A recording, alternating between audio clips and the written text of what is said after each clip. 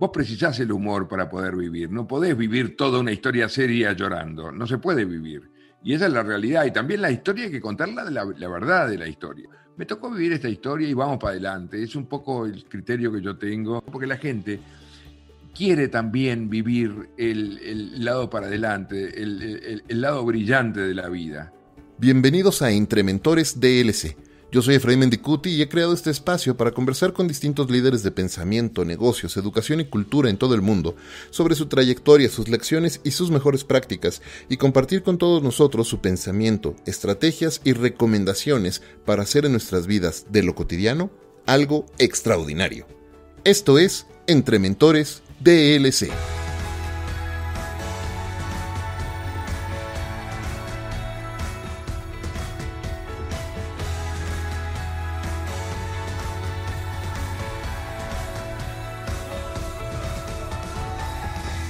Publicista y consultor en comunicación y relaciones públicas son lo último con lo que nombrarías a mi invitado hoy. Sin embargo, este gran conferenciante de talla mundial, con quien he tenido el enorme privilegio de compartir foro en un par de ocasiones, por años ha ejercido como uno de los más importantes publicistas en su país natal, Uruguay, habiendo dirigido agencias tan importantes como Bates en Uruguay y su propia agencia Rating Publicidad. Sin embargo, es mejor conocido como un increíble conferenciante y comunicador que ha ayudado a cambiar la mente de millones, compartiendo su increíble historia como sobreviviente de un accidente que a cualquiera de nosotros nos haría perder la cabeza. Acompáñenme a aprender del extraordinario e increíble Carlitos Páez. Bienvenido, Carlitos, a Entre Mentores DLC. ¿Cómo estás, mi querido Efraín? No sabes qué gusto me da de verdad que después de tantos años de haberte conocido podamos estar hoy aquí aprendiendo de ti. Muchas gracias.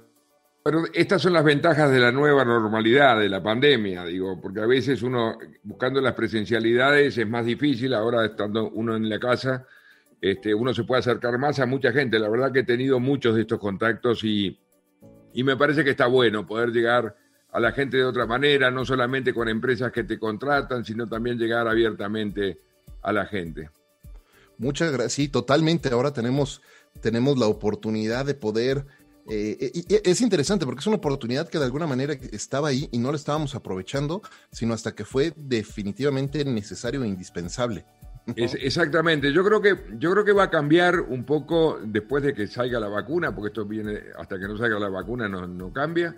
Creo que van a seguir existiendo las presenciales porque evidentemente muchas veces las empresas tienen que llevar a su gente como viajes de incentivo y bueno, y ahí estaremos, pero muchas de las conferencias las voy a dar virtualmente porque para las empresas es un ahorro también de viáticos, en fin, es un ahorro importante y bueno, me parece una de las maneras de estar presente.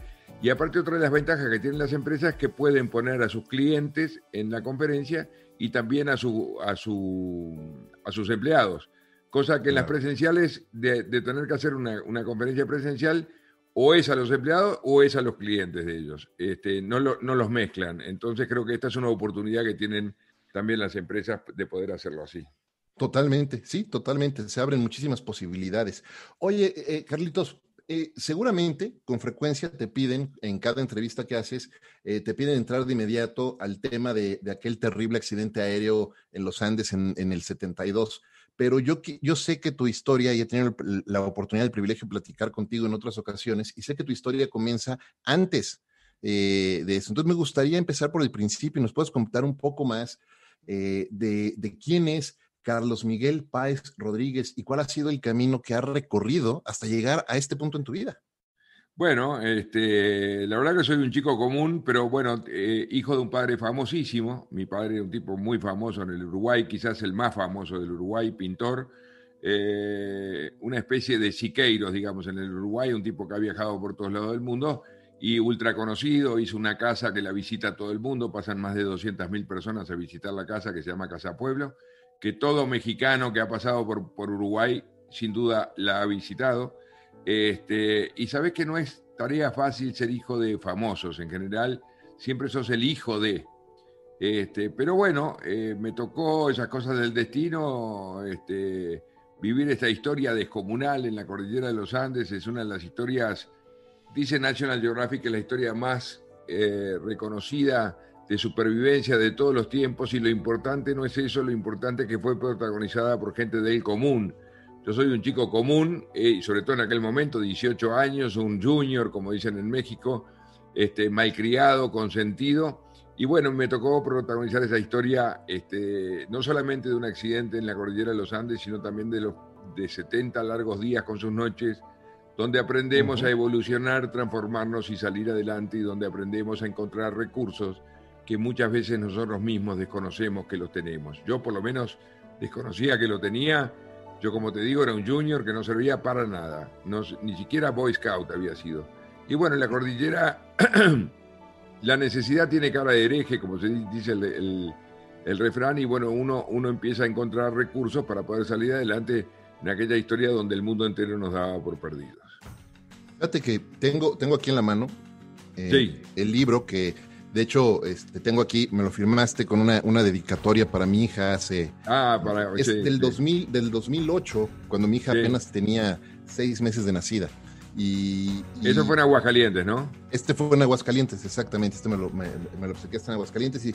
Y obviamente leyéndolo y releyéndolo, hay 3 puntos que me gustaría platicar, porque me parecen lecciones importantísimas, sobre todo para entender lo que de alguna manera también estamos viviendo hoy día a nivel mundial, porque las lecciones que vivieron y tan difíciles que aprendieron allá arriba, muchas aplican y pueden ser de mucha ayuda para muchas personas. Justamente la historia nuestra se ha puesto muy de moda en este momento, porque nosotros, vaya que cuarentena que vivimos, nosotros vivimos una setentena, y mucho más difícil que esta, porque no teníamos recursos de ninguna especie, estábamos a 25, 30 bajo cero, sin nada, no teníamos absolutamente nada, ni que comer, ni nada.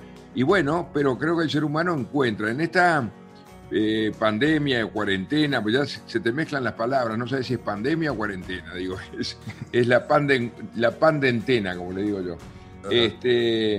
Es una cuarentena más cómoda, tenemos Netflix, tenemos WhatsApp, tenemos calor, tenemos comida, y bueno, entonces yo creo que si termina esta cuarentena lo único que hicimos fue ver series de Netflix, creo que no alcanza, creo que tenemos que hacer algo más.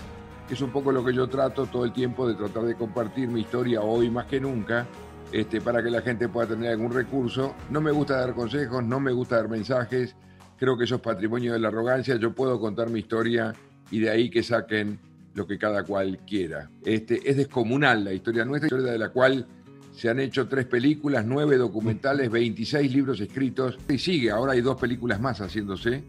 ¿Sí? Sí, 2 más, sí. ¿Y las has visto, las películas? No, estas 2 nuevas no. Las anteriores, las 3. Esta se va a estrenar, sí, las anteriores sí. Es más, hubo una que hicieron los mexicanos en el año 74, dirigida por René Cardona, que la vio todo México, porque se llamaba Los sobrevivientes de los Andes. Malísima la película, por cierto, pero bueno, es una historia que da la vuelta al mundo permanentemente y sigue vigente, porque también nosotros nos hemos mantenido unidos. Después de todo, de los 16 sobrevivientes todavía quedamos 15, y nos juntamos siempre. Es más, de hecho, esta noche nos juntamos 11 de los sobrevivientes en la casa de Álvaro Mangino, que es otro de los sobrevivientes. Y bueno, es una historia que sigue vigente. Pero lo importante, vuelta otra vez, Efraín, es una historia de gente común. Porque vos decís, el que escala el Everest, o ponele Carla Willock, de quien soy muy amigo. Carla Willock es una chica que se entrena, que toma la decisión. Yo la adoro a Carla, es divina. Tengo una hija de ella es fan mía, y una hija mía es fan de ella, es brutal. Sí, bueno, deben ser increíbles esas conversaciones. Sí, pero bueno, ellos toman la decisión, se entrenan y lo hacen. En el caso nuestro, nosotros íbamos a pasarnos bien a Chile, a jugar al rugby, a divertirnos, a salir con chicas, y de pronto nos cambian el guión, nos tiran en la cordillera de los Andes. A veces es difícil explicarle a un mexicano que no conocen lo que es el frío que nosotros pasamos. Yo no tengo palabras para describir el frío que nosotros tuvimos. 25, 30 bajo cero permanente, no es como el que va a esquiar, que pasa frío durante el día, pero de noche tiene una cama caliente y un vaso de coñac. Allá era frío durante el día y más frío durante la noche. Pero bueno, el ser humano tiene una capacidad de adaptación bestial, que eso es de las cosas que nosotros aprendemos. Y también aprendimos de que gracias a un grupo, pues nuestra historia es monumental en trabajo en equipo, el libro nuestro es inspirador de varias universidades de los Estados Unidos para hablar sobre el teamwork, porque realmente actuamos como equipo, nos transformamos sin saberlo en una especie de máquina para vivir, con lo que aportaba uno, con lo que aportaba otro. Fíjate, Efraín, que nosotros venimos de un país donde nunca no hay nieve, o sea, nosotros no conocemos la nieve. La altura máxima que tiene Uruguay tiene 500 metros, o sea que eran dos elementos totalmente desconocidos. Y aparte veníamos de familias acomodadas, o sea que nunca habíamos tenido hambre, nunca habíamos tenido frío, nunca... y bueno, y nos tocó protagonizar esta historia. ¿Qué te quiero decir de que el ser humano tiene enormes recursos? Fíjate que de la historia nuestra, las empresas me llaman, me invitan a dar la conferencia. No vamos a hablar de conferencia, pues es demasiado grande el término, la charla de la vivencia, por toma de decisión, tolerancia a la frustración, adaptación al cambio. Las compañías de seguros me llaman todo el tiempo porque las compañías de seguros están permanentemente frustrados, digo, porque les dicen que no permanentemente. Yo te pregunto a ti, ¿cuántas veces le dijiste que no a un asegurador este año? Y seguramente han sido varias. Y bueno, hay que levantarse permanentemente y nuestra historia fue una historia permanente de lucha contra el no. El mérito de la historia nuestra fue que al no le dijimos que sí. Creo que ese es el único acto de heroicidad. Y el día 10, que es el libro que yo escribí cuando cumplí 50 años, me gustaba dejar marcado claramente que gracias a la peor noticia que nosotros recibimos, nosotros la convertimos en oportunidad. Y fue ese día 10 que nos enteramos de que el mundo entero nos había abandonado, que cambia nuestra historia y, como yo digo en el libro, dejamos de sobrevivir, pero empezamos a vivir. Dejamos de esperar a que nos vengan a buscar, pero empezamos a actuar en la salida, empezamos a vivir. Y creo firmemente que es un mensaje poderosísimo, porque el ser humano siempre estamos muy mal acostumbrados a esperar a que las soluciones vengan del lado de afuera, y creo que las soluciones las tenemos que buscar nosotros, tenemos que hacer que las cosas pasen. Ese es un poco el criterio y es el mensaje poderoso. Y nosotros, de verdad, nosotros no nos encontraron los helicópteros, nosotros los fuimos a buscar. Ese es el gran mensaje de toda nuestra historia. Absolutamente, y justo ese era el primer punto. Te decía que hay tres cosas que quería yo profundizar de lo que compartes en el libro, y ese era el primero, ¿no? El que tiene que ver con eso, con hacernos responsables de nosotros mismos y de empezar, como lo acabas de decir, empezar a vivir. Y creo que esa es una decisión que todos los que estamos enfrentando la situación actual con la pandemia tenemos que hacer, tomar la decisión por nosotros mismos y dejar de esperar que alguien escoja por nosotros. Pero vivimos en un mundo relativamente cómodo donde siempre estamos esperando que la empresa nos ayude, esperando. Pero ¿qué hacemos nosotros por los demás?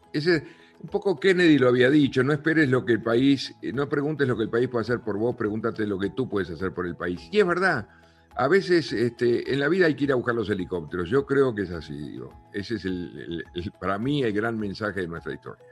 Wow. Oye, el segundo punto que quería yo tocar del libro tiene que ver con un tremendo segundo golpe que recibieron, aun cuando todavía no salían del problema. Es decir, por ahí era el día 17, si mal no recuerdo. 16, ¿no? Sí. El 16 sí. Que cae esta avalancha. Lo que pasa es que si nos ponemos a pensar la historia nuestra, como te decía, es una lucha contra el no. Fíjate, primero el accidente. Después recibir la noticia de que no nos buscan más en el día 10. Después tomar la decisión de alimentarnos a nuestros compañeros muertos. Después viene la avalancha, que nosotros no podíamos creer de que Dios además nos mandaba una avalancha. O sea, murieron 8 en la avalancha.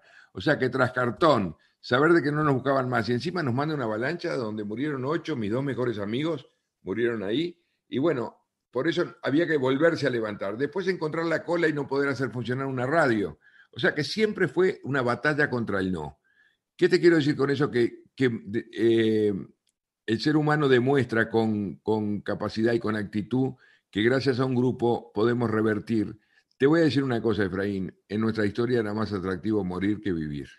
Creo que el gran mérito de nuestra historia fue haber revertido esa porque si vos te morías, terminábamos con el problema. Pero sin embargo, nosotros le dijimos que sí a la vida. Y al final, si nos ponemos a pensar, la historia nuestra es un homenaje permanente a la vida. Hoy, gracias a que nosotros salimos adelante, somos muchos más de los que salimos en aquel avión. Yo tengo, gracias a que yo estoy vivo, hay 7 más. Tengo 2 hijos y 5 nietos. Fíjate vos que valió la pena y es un poco lo que yo trato de convocar a la gente a que miren para atrás a sus propias cordilleras, pero para ir para adelante. Siempre hay un lado positivo. Fíjate vos que en la portada de mi libro, bueno, lo tenés ahí, Ujú. hay una cruz roja. El Exacto. ser humano es un empecinado en ver los símbolos en negativo, la cruz es algo que tacha, es algo que elimina, es sinónimo de muerte.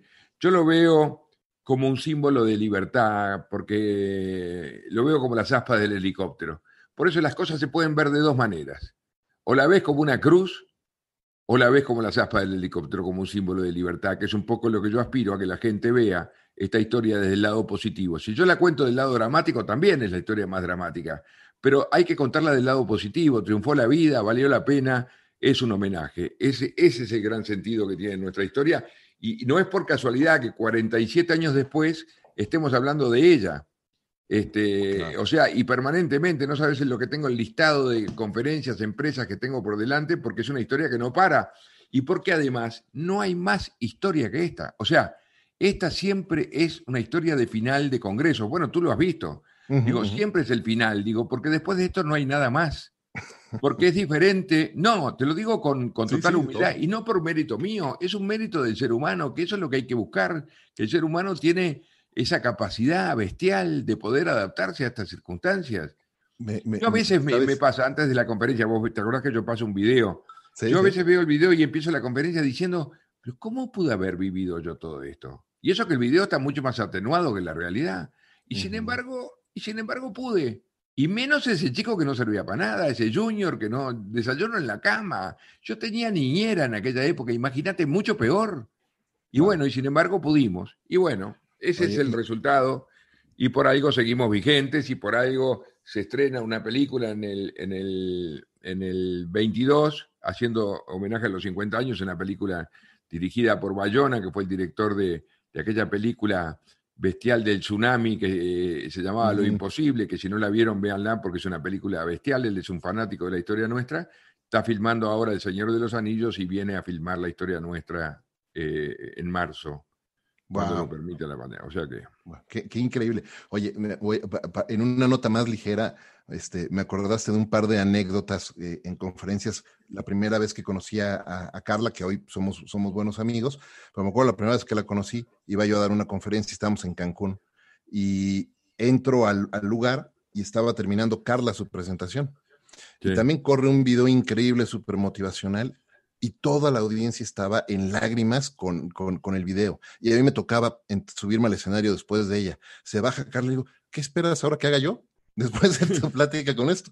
Y al poco tiempo me toca la oportunidad de conocerte y luego estuvimos en IAB Connect aquí en México y luego estuvimos en Aguascalientes.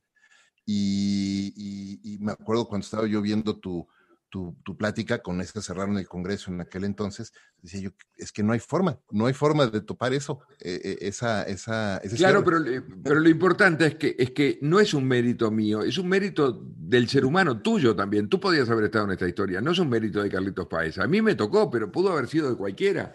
Y creo que el ser humano es increíble la capacidad que tiene, realmente es increíble. Vos fíjate que los que damos conferencias somos como 6 de los sobrevivientes y estamos permanentemente. Yo di el año pasado 102 conferencias en el mundo entero, o sea que es una historia que sigue vigente. Hay mucha gente, bueno, vos mismo no eras nacido cuando la historia nuestra, 40, ¿cuántos años tenés vos? No, yo nací 2 años después, yo soy del 74. Bueno, por eso, la mayoría de la gente no era. Hay mucha gente que se cree que es un invento la historia nuestra. Hace poco me encontré con un chico que me decía, ¿pero qué? ¿Cómo vos sos uno de los de Viven por la película? Digo, no, Viven se llama por nosotros, es al revés. Porque claro, han cambiado las generaciones, es Oye, así. ¿no te pareces a los actores? ¿No? ¿Qué actor te representó a Bueno, ti? tengo dos actores, porque el primero de todos es John Malkovich, que es, bueno, es uno de los Ah, 10 claro. actores más importantes del mundo, que empieza contando la historia que hace de mí, y después un actor canadiense que se llama Bruce Ramsey, que bueno, que es el que hace de mí durante el resto de la película. Entonces digo, ¿no te pareces a John Malkovich? Claro, no. Ellos se creen de que nosotros, claro, de que fuimos actores de Viven, ¿no? Hay gente que se cree que Qué la película locura. Viven es inventada y la película Viven es real, no solamente real, sino que está mucho más matizada que la realidad, porque los estudios de Hollywood no podían creer lo que nosotros habíamos vivido, esa es la realidad. Claro, claro. Oye, otro punto en tu libro y en la historia que me parece que es súper interesante, hablando de esa decisión de decirle que no a los problemas y sí a la vida y así a vivir y seguir adelante, hay un momento en diciembre ya en el que el 20 de diciembre, lo describes en el libro, cuando tú sientes una premonición de que ya Canesa y Nando habían llegado a encontrar civilización. ¿Cómo fue ese Eh, momento? Y bueno, es una cosa, viste, que pasás de la depresión a la euforia. Es como que se te revierte la bipolaridad. Yo estaba muy deprimido, llorando, era una historia que no se resolvía, 10 días que habíamos perdido contacto con Nando y con Roberto, 70 días habían pasado, y de pronto del llanto y de la depresión paso a la euforia y tengo una especie como de premonición que no me animo a compartirla porque viste que las buenas noticias no hay que contarlas para que se den. Y curiosamente, Daniel Fernández, media hora más tarde, se despertaba y me comenta: Carlitos, acabo de soñar de que Nando y Roberto han llegado a algún lado, y ahí fue que nos pusimos, bueno, empezamos a alimentar un poco la esperanza, y así siguió la historia hasta que después escuchamos por radio de que habían llegado Roberto y Nando a la civilización. Wow. Qué increíble, qué increíble momento Pero saber. lo que está bueno, yo soy especialista en ponerlas a la gente en el lugar.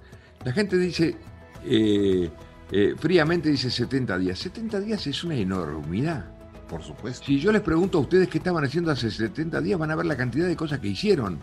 Digo, en 70 días se pone a hacer mucho. Como yo digo, da para ponerse de novio, casarse y divorciarse. Es mucho, mucho tiempo. Porque hay historias grandes, como fue Titanic o como fueron las Torres Gemelas, historias gigantescas, pero que duraron muy poco tiempo. En el caso de Titanic duró una noche, en el caso de las Torres duró horas. La historia nuestra, lo que tiene de interesante es que al durar 70 días, vemos esa capacidad de evolucionar del ser humano. Porque en las otras dos historias fueron choqueantes, pero no ves la evolución y la transformación, porque duraron muy poco tiempo. En este caso, uno se va transformando y realmente el Carlitos que se cayó al principio no era el mismo que Carlitos salió al final. Claro. ¿Y cómo cambia tu relación ya de regreso a casa? ¿Cómo cambia tu relación y tu forma bueno, de relacionarte con todos, de ver la vida, de tu día a día, de ese Es que lo que Carlos que pasa, estaba lo que acostumbrado pasa es que a... nosotros salimos como gente común y llegamos como famosos. Vos ves, donde vamos nosotros la gente te quiere conocer y nosotros no hicimos ningún mérito para ser famosos. Esa es la realidad. Fueron los seres humanos que nos pusieron como famosos. Pero donde vas el presidente te quiere conocer, el papa te quiere conocer. Entonces a los 18 años ser famoso es atractivo también. Es muy atractivo.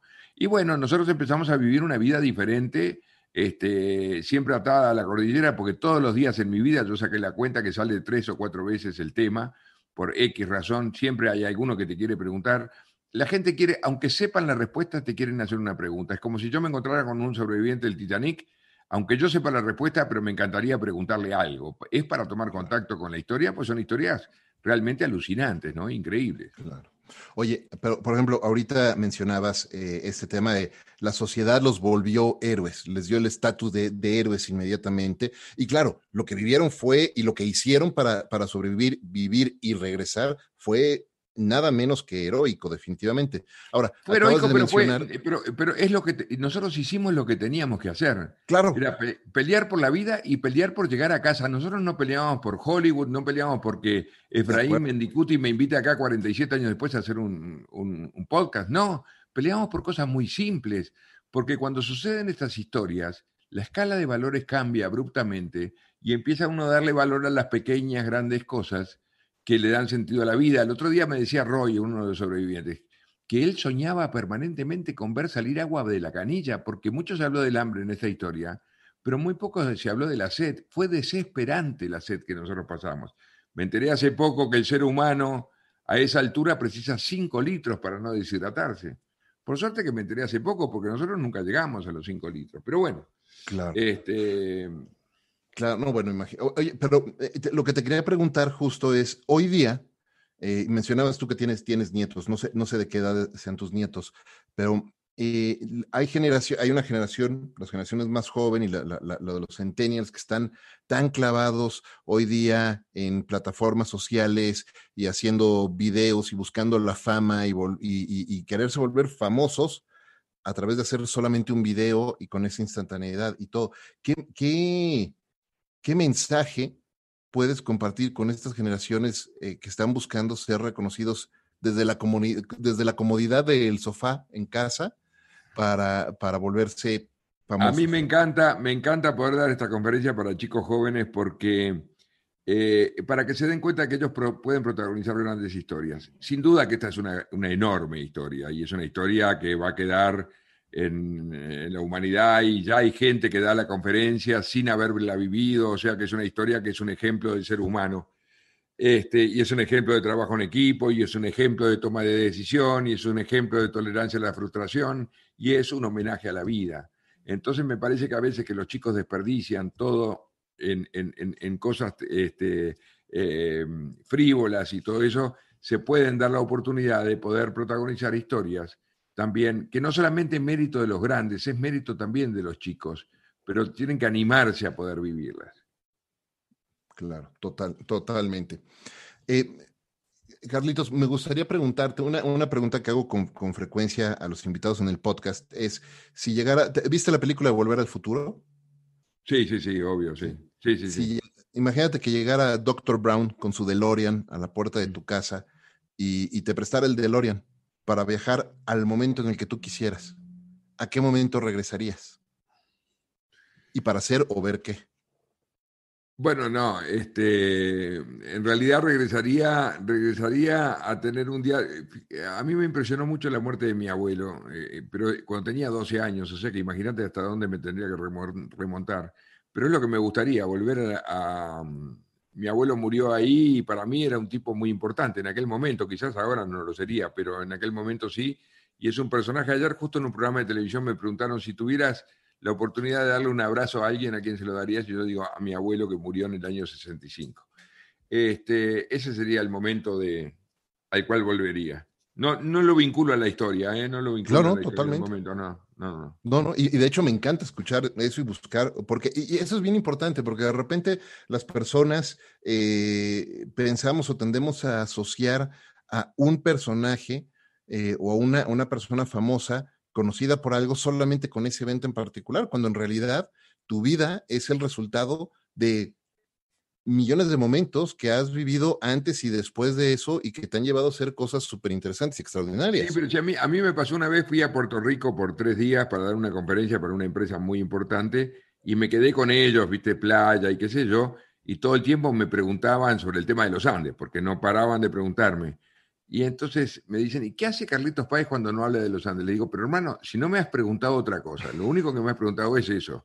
Digo, yo tengo otras cosas, soy un tipo común, qué sé yo, camino, intento jugar al golf, tengo mi vida, digo, también normal, soy abuelo, tengo hijos, voy con mis nietos, digo, los llevo. En fin, soy un tipo común, esa es la verdad, me tocó vivir esta historia que sin duda es extraordinaria, pero también soy un tipo común. Y básicamente soy un tipo común. Claro. Oye, ¿y en Cuando tu carrera? Me llaman de México muchas veces, me llaman los mandos medios para contratarte para una conferencia, y yo soy muy ansioso y muchas veces atiendo yo el teléfono.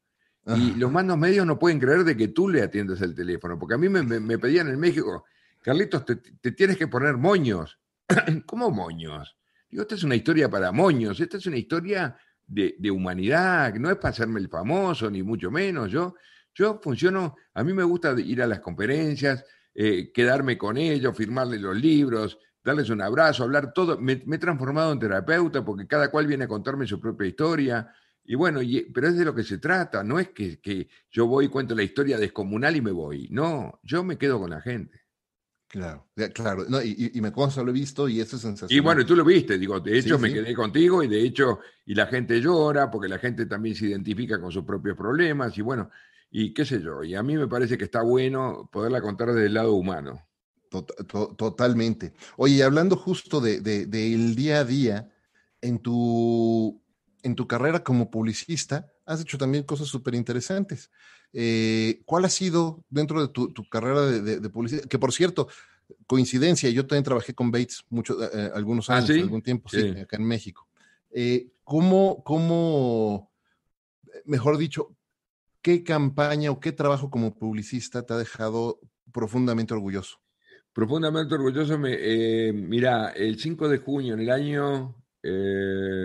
el 98, se celebra el Día del Medio Ambiente, creo que es el 5 de junio o el 4 de junio, por ahí, Mundial del Medio Ambiente. Ujú. Nosotros teníamos la cuenta del Ministerio de Medio Ambiente y, y hicimos una campaña en la cual la propuesta era parar al Uruguay entero por un minuto y lo logramos. Y fue alucinante que el Uruguay entero se detuviera el humo, detuviera todo para que el ambiente respirara. Y me pareció alucinante como idea y la filosofía y el resultado.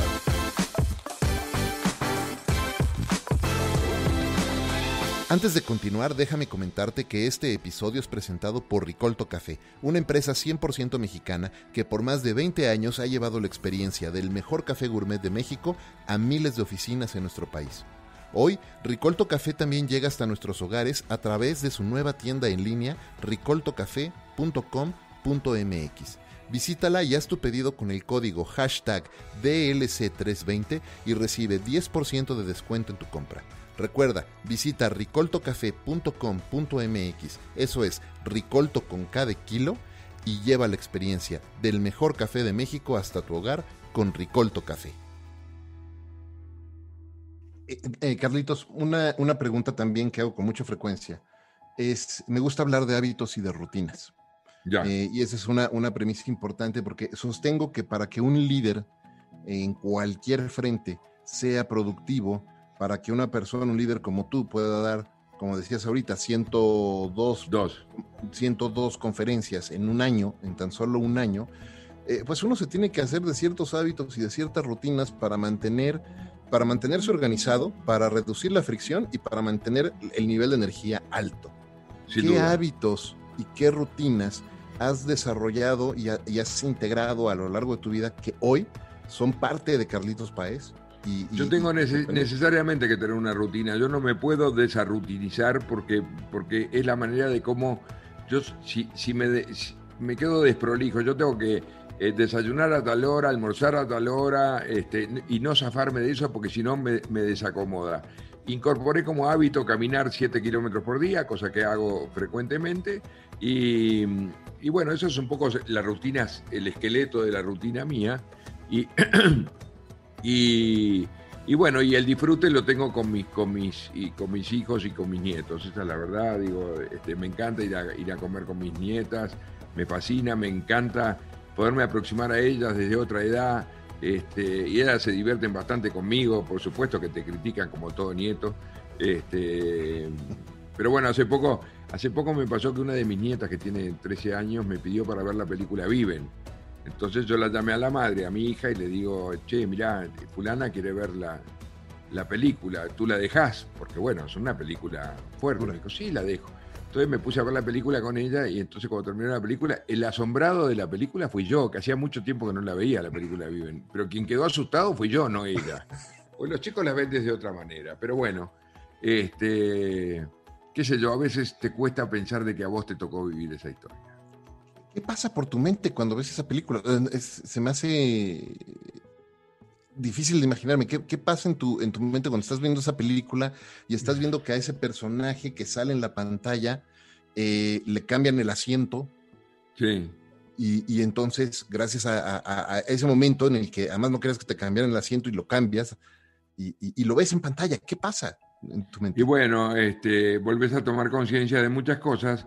Por supuesto que la película no es tan la realidad, porque vos tenés que condensar en 1 hora y 15, tenés que condensar 70 días, entonces algunas cosas se han modificado, los tiempos se han modificado, vos no podés demostrar la sensación de hambre en la película, porque nosotros tuvimos 10 días sin comer absolutamente nada, en la película es 1 hora y media, o sea que algunas cosas cambian, Mismo hasta el confort que teníamos en el avión era mucho más cómodo en la película que en la realidad. Yo le dije al director, le digo, pero oíme, Frank, le digo, el avión estaba mucho más inclinado, y él me dice, pero Carlitos, yo tengo que filmar, me dijo.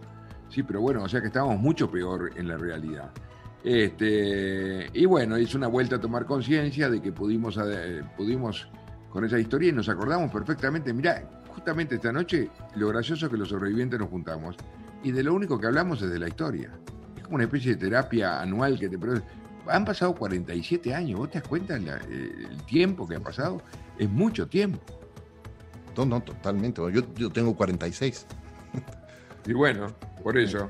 O sea, toda tu vida, y esta noche vamos a hablar de un año antes de tu nacimiento. Qué increíble, qué extraordinaria historia. Poder platicarla. Ha pasado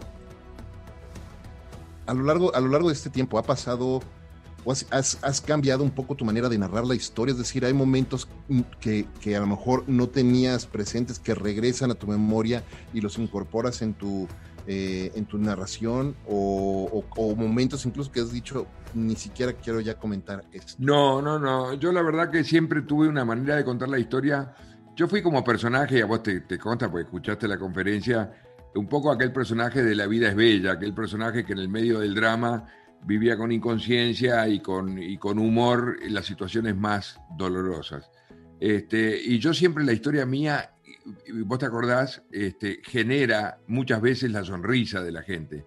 Que está bueno eso, porque el ser humano, porque es ese equilibrio que tenés que tener entre la tristeza y la diversión. La sonrisa es parte de la vida también.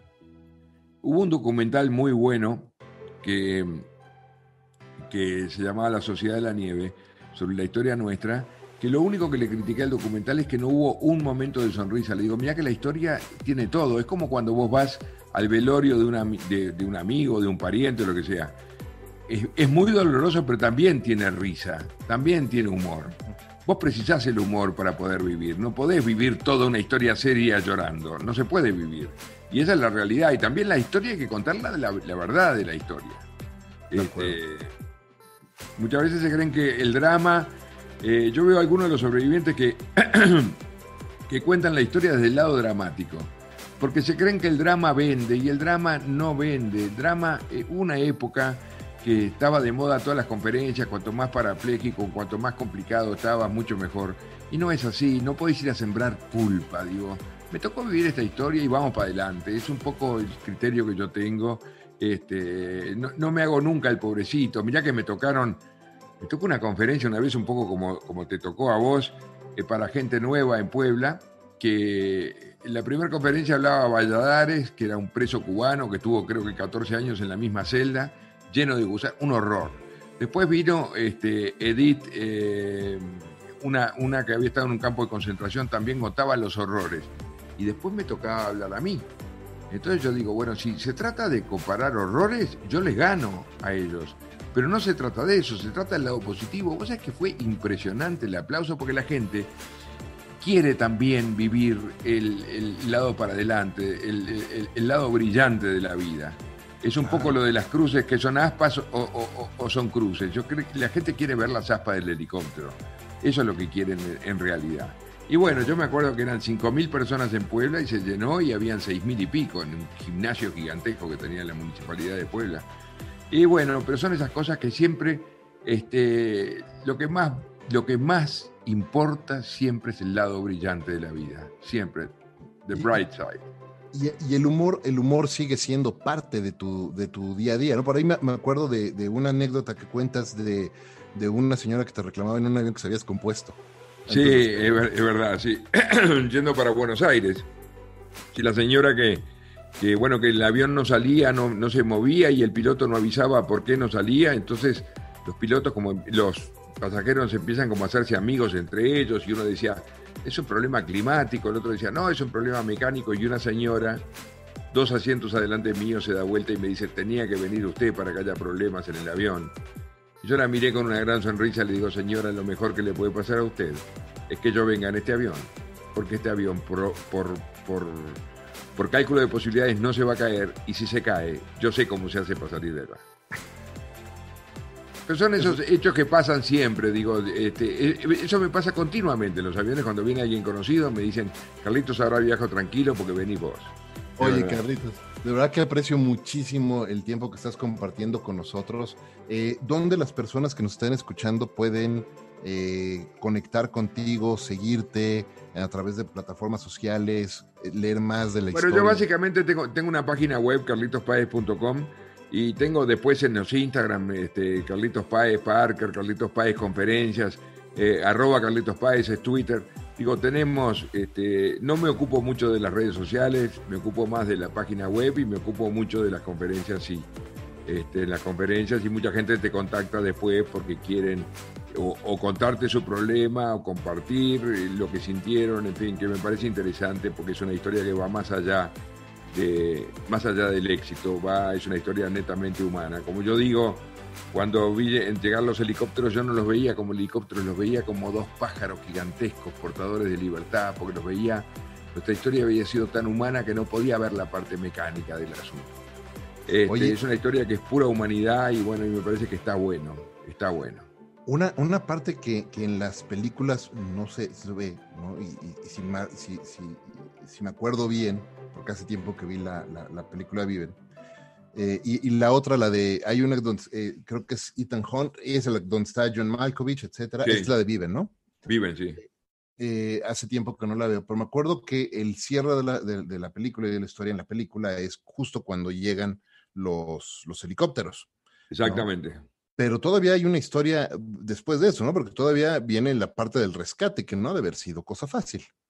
No, bueno, vos sabés que en las historias vos tenés que elegir partes, es como la Segunda Guerra Mundial, vos elegís el desembarco de Dunkerque, el día de, qué sé yo, tenés que elegir partes, vos no podés elegir, podés hacer una película sobre la caminata de Parrado y Canesa, que fue una caminata de 10 días descomunal.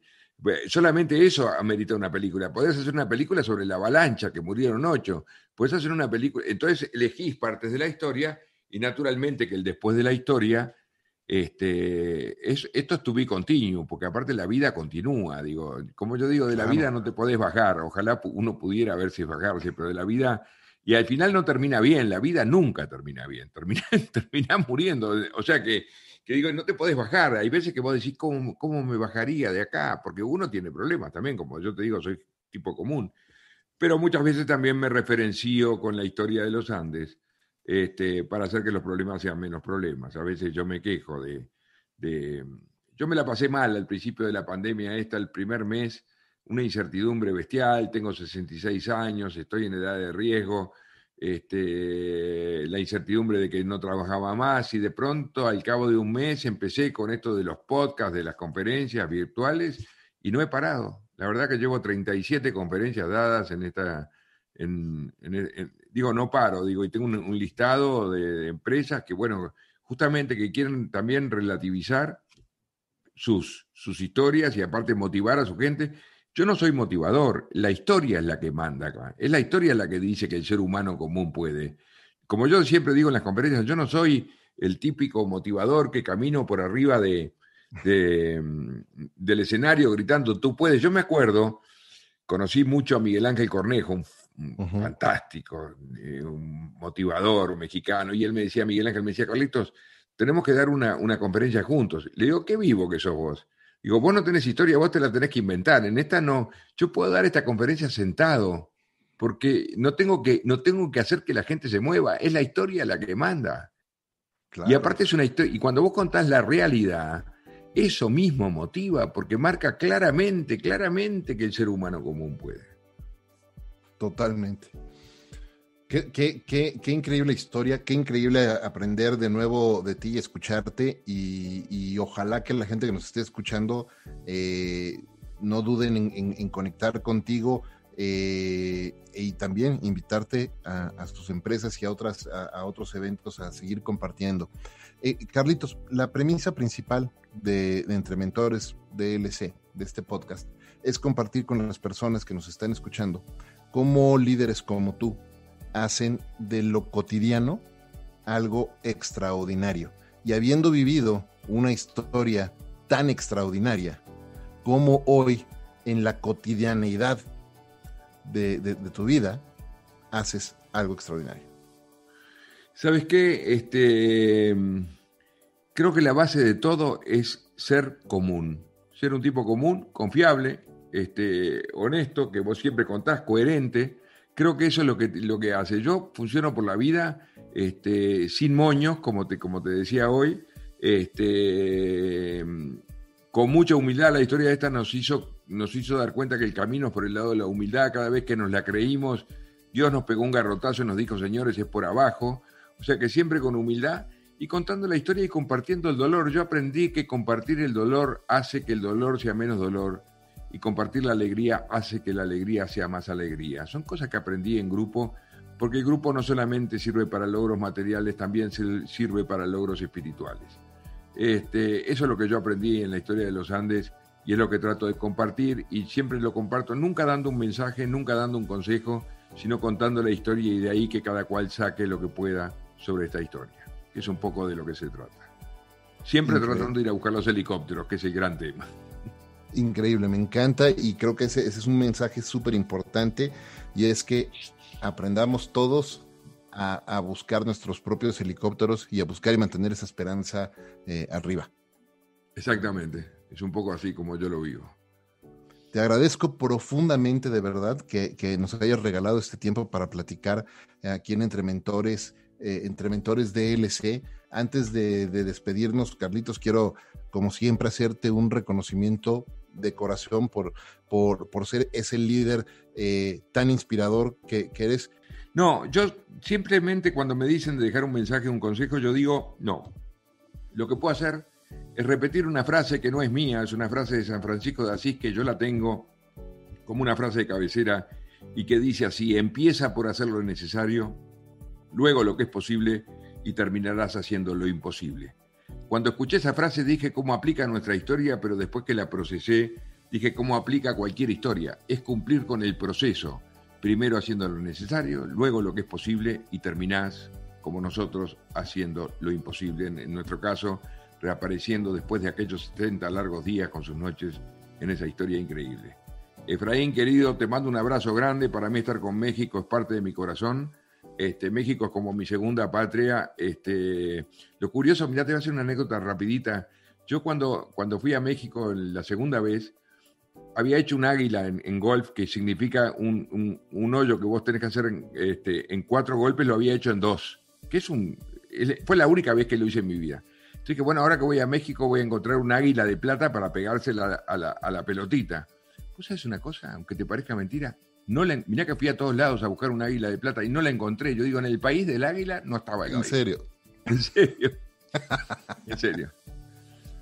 Tendremos, ojalá que pronto te podamos recibir con los brazos abiertos acá en México de nuevo y consigamos esa águila juntos. El águila mexicana. Te mando un abrazo gigante, Efraín, y un abrazo a todo México. Muchas gracias, Carlitos. Igualmente, un gran abrazo. Nos vemos muy pronto. Suerte. Gracias, querido. Nos vemos, seguro.